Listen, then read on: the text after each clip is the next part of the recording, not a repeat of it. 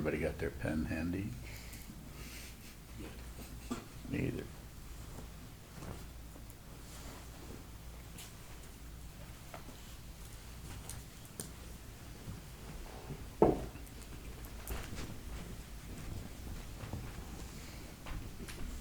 The title for the Dharma talk this morning is Name or Names.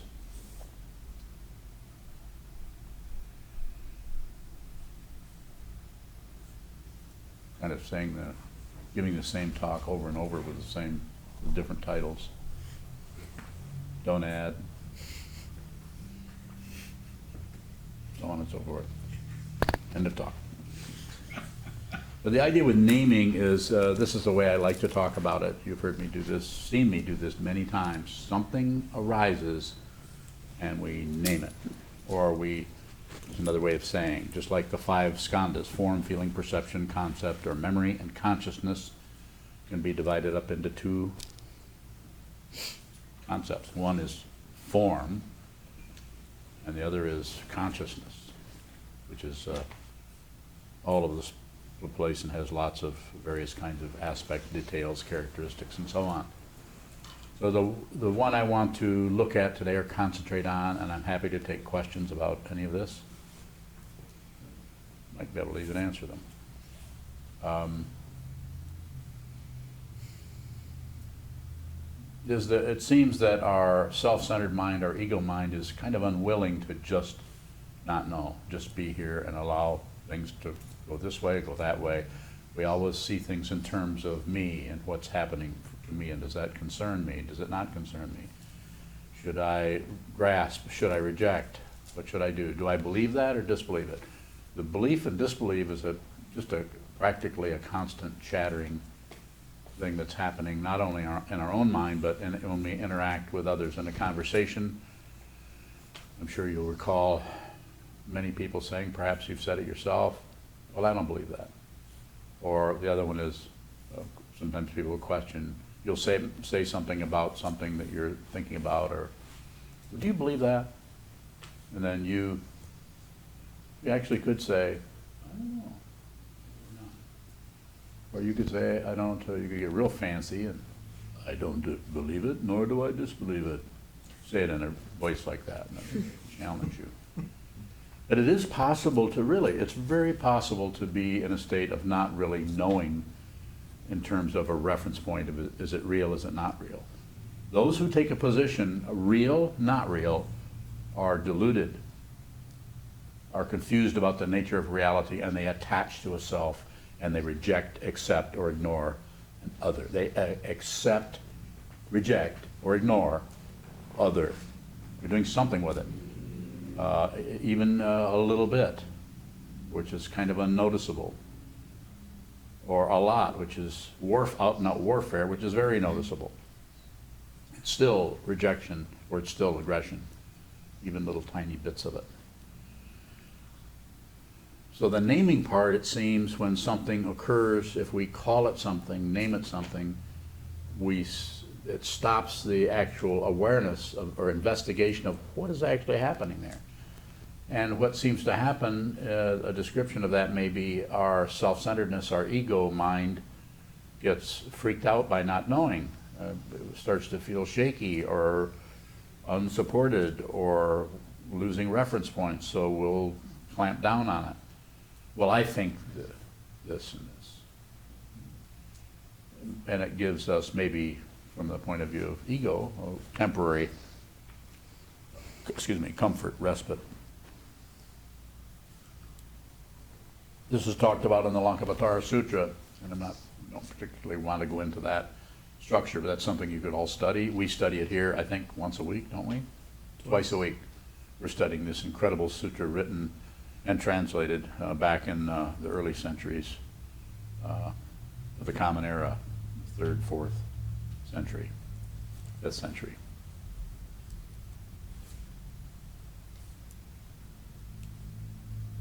But I highly recommend the translation by Red Pine.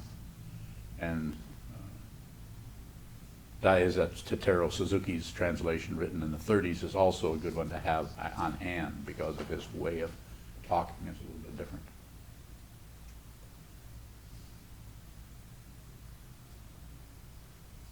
And in there's a group of concepts or a set called the five dharmas, and there are different ways of saying this. And if you read this, you'll see that it's sometimes said backwards or the other way around. And you can ask me to explain that, and I might be able to do it. Sometimes I can, and sometimes I can't. Things appear, we name them, and then we project our ideas onto them. And then if we practice, if we just look at that whole dynamic there, which is the dependent arising and the imaginary or the imputed nature, if we just look at that without adding to it, subtracting from it, or stepping away, stepping towards, doing nothing with it, then the wisdom mind, which is not your possession, but you are not separate from, starts to see the truth, that starts to see the fifth or the fourth dharma, which is correct knowledge or Buddha knowledge. And then the fifth one, the last one, and again, they aren't really linear, particularly. That's just a way of talking about it. The last one is suchness, or reality, or as it is, or just this, or nothing extra, or there's no past and no future. If you see this, I'm not saying there isn't something that looks like a past and a future happening, but the reality is this. If there is a reality, it's this. Remember how yesterday was this? 3 days ago was this? 100 years ago was this? 20 years from now it'll be this? It's a way of using relative concepts, language, to point to something that is unfindable. You can't really find it because you're not separate from it. Suffer though you may. Not separate. You don't have to get rid of suffering. If you're sitting, you're meditating, you're feeling like you're getting worse, not a problem. You're the one that's doing the evaluating. You're adding on to that. Don't do it. It's like you're on a journey, you suddenly run into some area that, well, this shouldn't be happening. That should have happened back there when I began. It took you a while to actually get to the actual sinkholes. Those first few stumbles you had, you thought, well, if I just meditate a lot, sorry. It's not a mundane path where you get better and better and better. It is a spiritual path where you transcend your beliefs, your opinions, your ideas, your grasping at a personal self. When that is transcended, it doesn't mean that you've left it. It just means that you understand. Your understanding is not just this little understanding.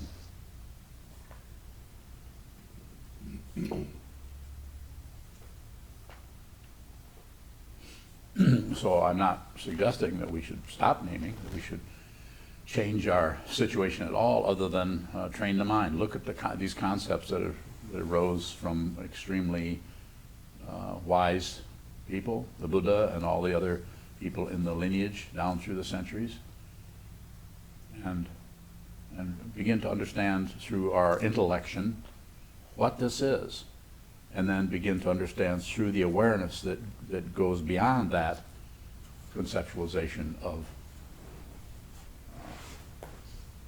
our perceptions, and see what it is for ourselves, actually have actual insight, suchness, into the suchness.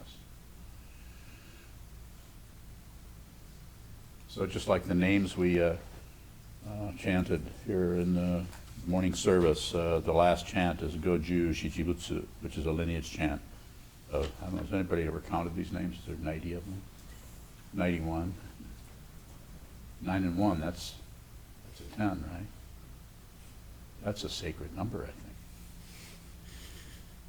So, Yimon Ryoho Daiyosho Hakuryu Kanzui Daiyosho Daiju Busan Daiyosho Dairin Kanshu Daiyosho Gian Koshu Daiyosho Ozan Koe Daiyosho Hoen Koben Daosho, Hoen Koben Daosho.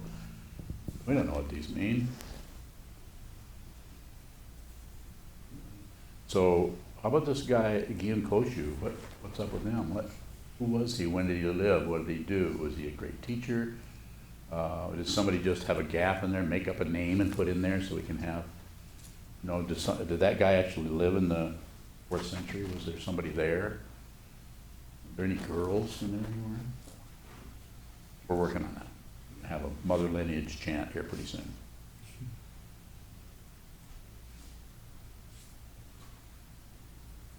So what I'm saying is that it's important to understand the naming, to see that in order to communicate, to live in a community and have communication, have cooperation, we need to have words and names and phrases, and we need to see that these are tools that we can use. We don't have to be trapped by our own names and phrases and tools. We don't have to be trapped into that, because that causes more separation. Then the slightest little skirmish in your mind will be projected onto someone else.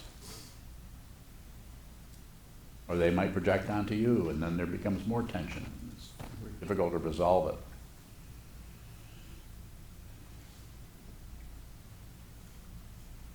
So naming in our lineage, if you receive jukai or precepts, lay precepts, in our tradition you're given a couple of names, a private name and a public name.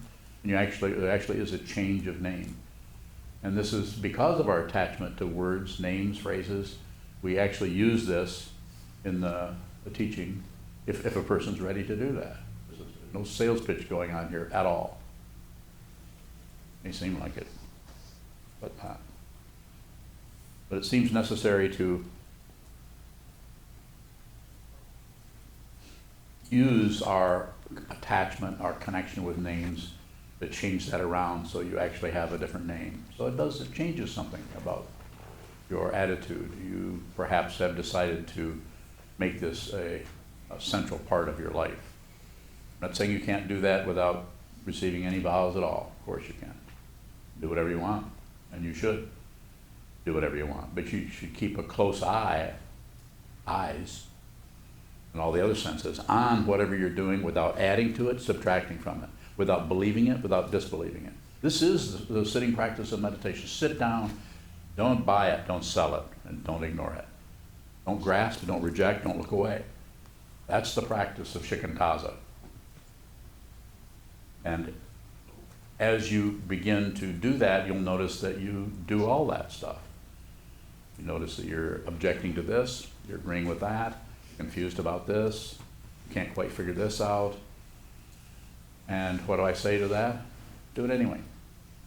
Your side of the mountain, I use the image of a metaphor of the path or a mountainside, which is something I made up. It's been going on for a long time. But it's like going on a path and then your own particular difficulty, your own particular areas that are not so, are not so clear, or are foggy, or things you don't see that you trip over, or you get tied up in areas where it seems like you're slowing way down, you're not progressing, or you've just taken a wrong turn and you're going in circles. You thought it was a rest area, and actually it was a merry-go-round. I like it, I don't like it, I like it, I don't like it. He's wrong, I'm wrong, they're wrong, he's wrong, I'm wrong, they're wrong. I'm right, he's right. Wait a minute, can't both be right. So it's, wait a minute. Notice how many times you do that? There isn't a person in here that doesn't have some version of, wait a minute.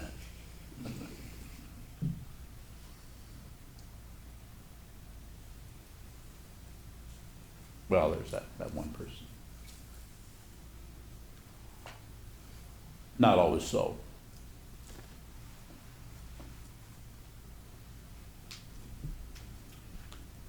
Yes, sir.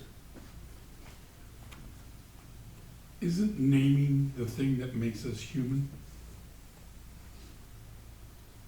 Yeah. Yeah, raccoons don't do that. And if they do, they're not letting us know about it. It's like they have the mask on. So yes, that makes us human, but then I'm saying rather than just, well, that makes us human. That's true, but let's go deeper than that. Let's look at those words and let's let the awareness sink down further where you actually lost the words. And now you're actually, the phrase might be groping in the dark to someone who's writing a novel. But you don't even have to say that. You can just be willing to be in the dark. This is awakening. Yes, sir. How do we work with not naming like intense emotions or negativity?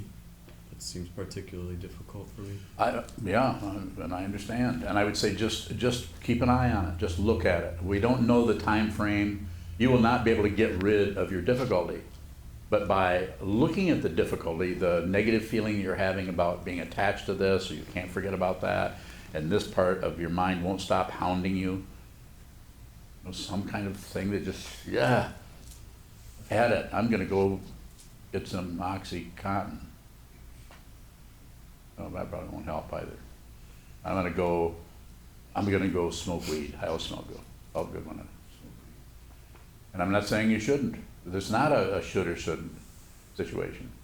But when something arises that is difficult and that you notice that you're naming it, and you can sense that that very naming of it is causing it, it's giving it some stickiness so that if it had a little tiny mind of its own, it would be thinking, this guy wants me around.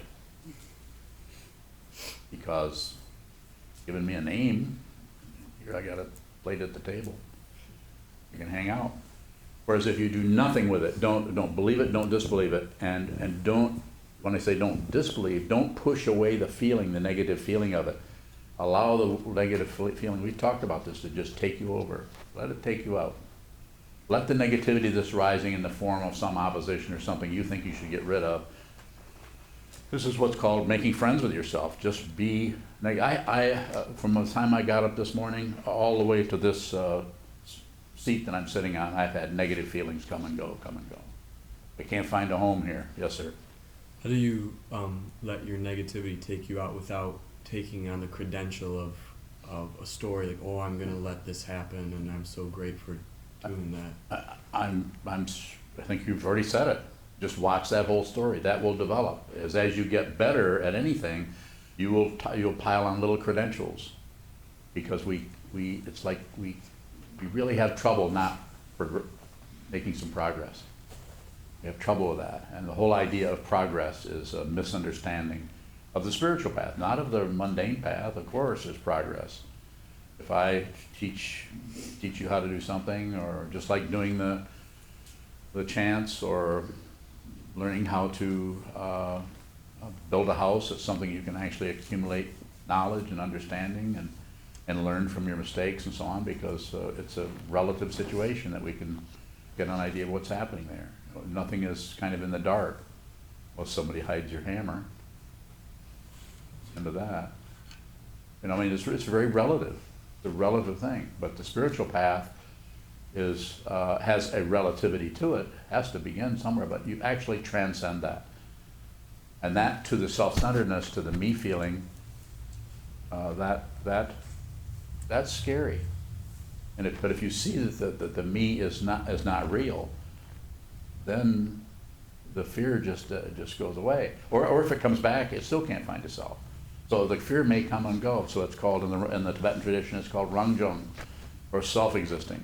It just has its own. It's like some solid separate thing came back, but it can't find a reference point. Yes. What does it look like to actually let something wipe you out? Nothing happens. How do you mean? Just like I said it. Nothing actually occurs. The fear about something happening. You follow me? Nothing will happen. You can exercise with barbells and you'll get muscles. But you can exercise in the spiritual path, the true spiritual path, you'll get nothing. You won't get anything. You will not get success.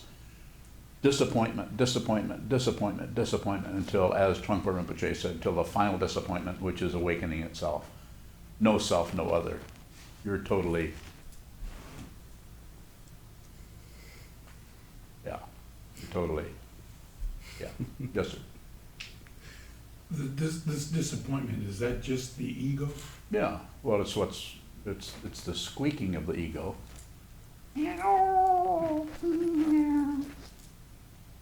Maybe your ego doesn't sound like that, but mine does.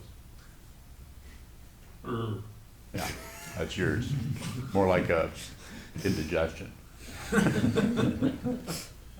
So what I'm just trying to say that to encourage you by being, as being silly, but I'm just saying, I'm just encouraging you to, when you're sitting, when the most negative thing that occurs, do nothing with it insofar as you can. And that might be seeing that you can't help but push on it. That's still awareness. Or it might be seeing that you can't help but justify it, or blame someone, or blame yourself. You might blame yourself so much that you want to end your life. And I'm saying, don't do that. On the other hand, I don't know what you should do. Maybe you should end your life. That's not a message you're going to hear very often, because people have their ideas about that, and I have some too, but I'm not going to interfere with someone else's karma unless I have permission. Yes, sir. Are you saying, like, for addiction, should we not give it up, or give it up and not face it? I'm saying look at what is happening insofar as you can, and then you will see what is necessary for you personally. It's your path. Okay. And I'm here as a Dharma teacher, as a meditation teacher, to support you being as honest with yourself as you can. So that may mean things that wouldn't mean for someone else who's working with that. You may be working with it in a different way. I don't have a kind of protocol where, well, everybody should become a Buddhist. I don't feel that way at all. Right. What? Yeah. Really? Don't agree, don't disagree. Don't do anything with it. But don't stop listening. It's a very important, I'm not mocking you, I'm not making fun of you, I'm just saying that be careful when someone says something, your response to it. Don't respond, make no response. Somebody says, well, I think they should move all the Afro-Americans back to Afro-America. Is that where they're from? And I think, some kind of extreme thing like that, make no response. Or something that goes the other direction, just make no response, just look at the person.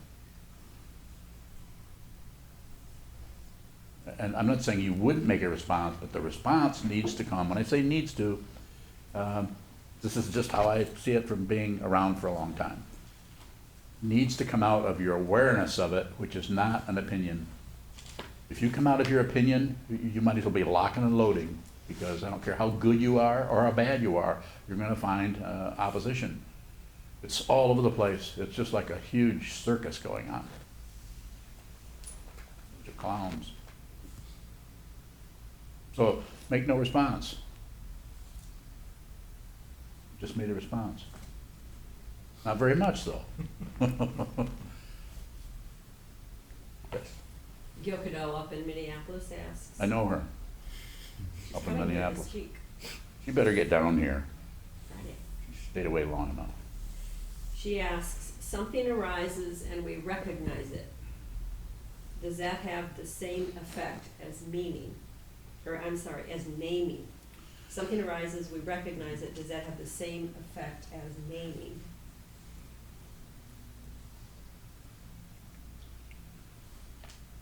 So the question is cause and effect. It's like, does that have the same effect? So not exactly. I know that's not very helpful, but not exactly is pretty accurate. Yes, sir. It seems to me that we're talking, using the word naming and implying some negativity. Can we look at it and say that there is no negativity? I mean, that's, has to do with my question about naming it making us human.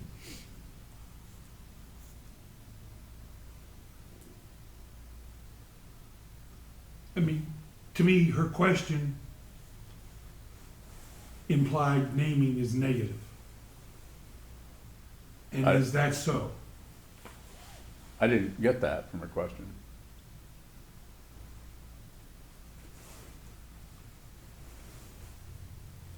Yes and no. Depends on who's riding the horse.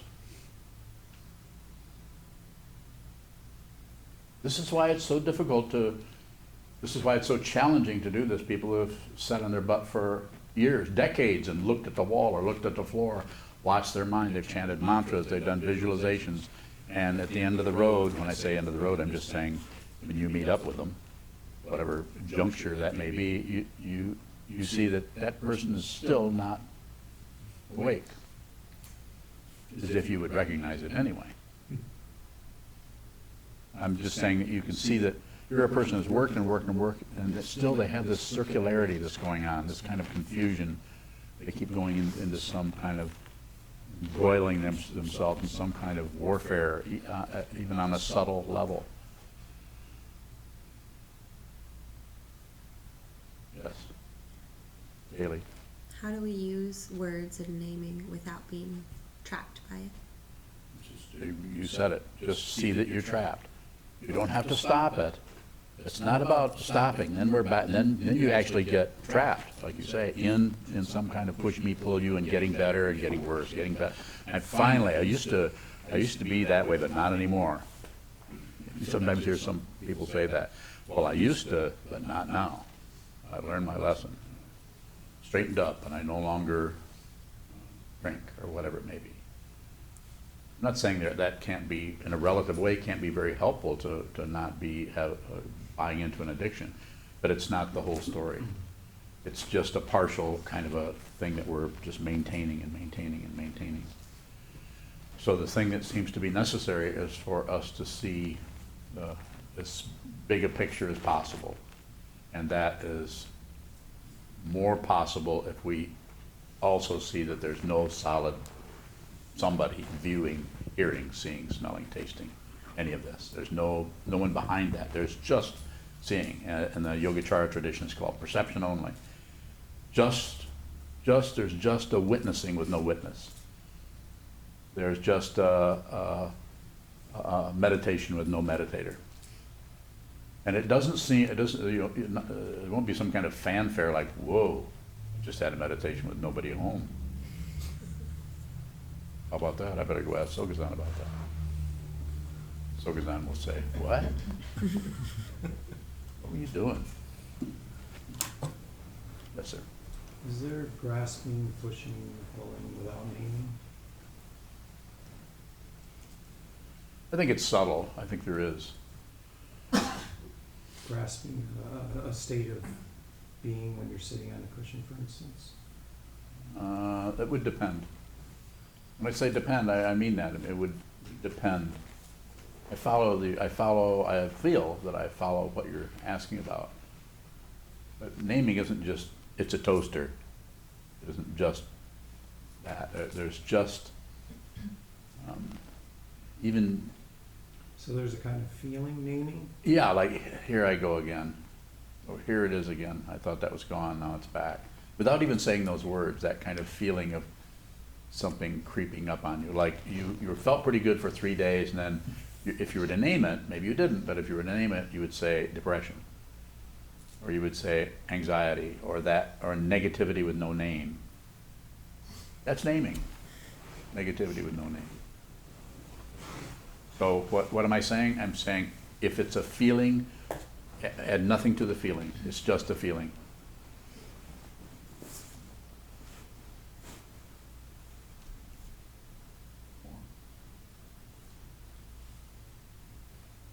Thank you. Thank you. Yes. Could you say more about this taking your own life? Yeah, like suicide. When I say that, I'm certainly not recommending. Don't misunderstand or misinterpret what I'm saying. I'm not saying, I'm in favor of suicide. I'm not saying that. I'm just saying people need to relate with whatever's happening, albeit that negative, which is that kind of ends your sojourn here as a human being. And I would say, basically, if you want to know, I say don't do that. Don't kill yourself. That's murder. Don't be a murderer. Don't murder yourself. Don't kill anyone else. But actually be here. Be responsible for the life that is arising in you as the negativity. Don't get rid of the negativity. And don't necessarily get rid of the negativity by wiping out who you feel is the person who's having the negativity. You'll be probably very shocked when the only thing that happens is you no longer have a body. Oh, I think I blew it there.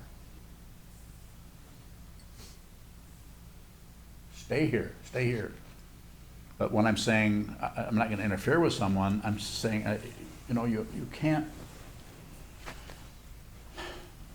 I'm not saying that if somebody's getting ready to kill themselves and you're standing there, you shouldn't stop them. Sure you should. But you should really have some respect for what they're going through. You don't know what they're going through.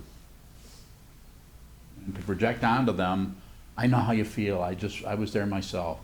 This is just utter baloney. It's baloney. You have no idea how that person feels. The more you have compassion, to use the classical word, or karuna, the less you will know what's happening with anybody, including yourself. You'll have no idea what's going on. You'll have emotions that they don't belong to anybody. You don't know if they're their emotions, your emotions. Your reference points are just pretty much shot in the ass. Good luck. When I'm saying that, I don't mean to be negative or put a damper on anything, but I'm trying to encourage you from the point of view of the negativity. Negativity arising here, negativity arising there. Don't go to war with that. Terribly horrible negative person rising up and being very negative. Insofar as you can, don't go to war with that. But this doesn't mean if they come, with a chair and they're going to come down over your head, move. Don't, I shouldn't do anything. I should just receive the negativity. No, get out of the way. It's difficult to use relative terms and to address in a very, very precise, respectful, insightful, and here comes this word, accurate way. The accuracy needs to be with an understanding of not separate. There's no separation. Any negativity you see is yours. Any positivity you see is yours. You don't get credit, you don't get blame, but you're not separate from it. Not separate from anything that is occurring, even on CNN. Not separate. Don't join, don't oppose, do nothing with it. That's difficult. And that's why we train on the cushion. That's why we unplug ourselves from the crazy world that we're living in with these, 750 billion people? Go ahead, correct me, I dare you. And you know what I'll say. Did you count them? Look what an amazing opportunity you have here. It just makes me want to weep. Look at this amazing opportunity you have. You have a building, you have people, you have a teaching that is basically saying, you need to do this. Nobody's saying, believe this, believe that. I'm saying, forget everything I said. Don't believe a word I say. Don't disbelieve a word I say. Do nothing with it. Which means also, don't ignore it. Do anything with it. Let it just be where it's at. But get your butt, which is connected to the rest of your body. That's why I say butt. Your butt onto the cushion, sit down, hold still, watch what moves, and you will eventually, no guarantees, but you will, because you've stopped, you've slowed down, you've unplugged from this and that, and up and down and back and forth, and pushing and pulling. You've come as close as you can to sitting to doing nothing at all. And look what an amazing opportunity you have. Here you are, a human being, 18 years old, or my age, 76 years old, the opportunity to sit down and just see what this is for yourself. You don't have to read the I Ching. You don't have to read astrology books. You don't have to read, you don't have to go to a therapist. You don't have to do anything. You don't have to ever talk to me. You actually can do this. I think it helps to do other things sometimes, but that should be up to you, not up to somebody selling you something. Anytime anybody says you should, including me,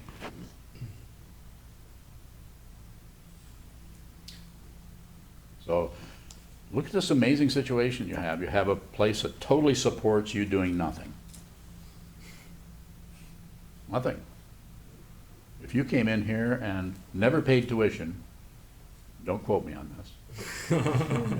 Never paid tuition and all you did was sit here and meditate all the time, no one would ever disturb you. Of course, you might get hungry.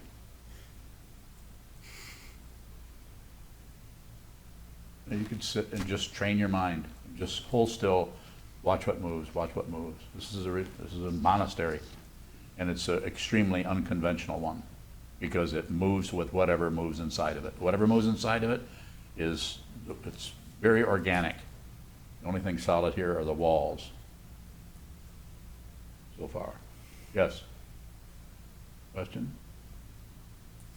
Over here? Time to do something else? Thank you so much.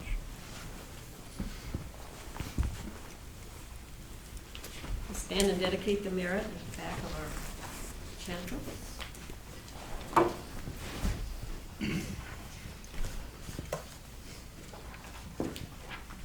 Again, if you value these teachings, please support us. There are donation boxes in the hallway as well as online.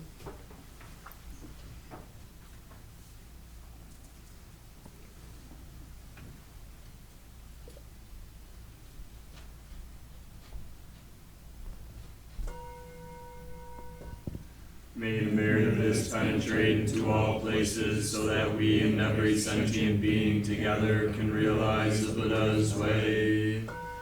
Ji-o-san chi-chi-u,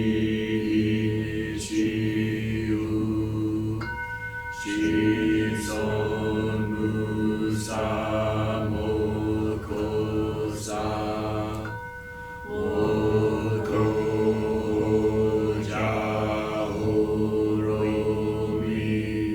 the 10 directions, the 3 worlds, all Buddhas, all venerable ones, Bodhisattvas, Mahasattvas, the great Prajna Paramita.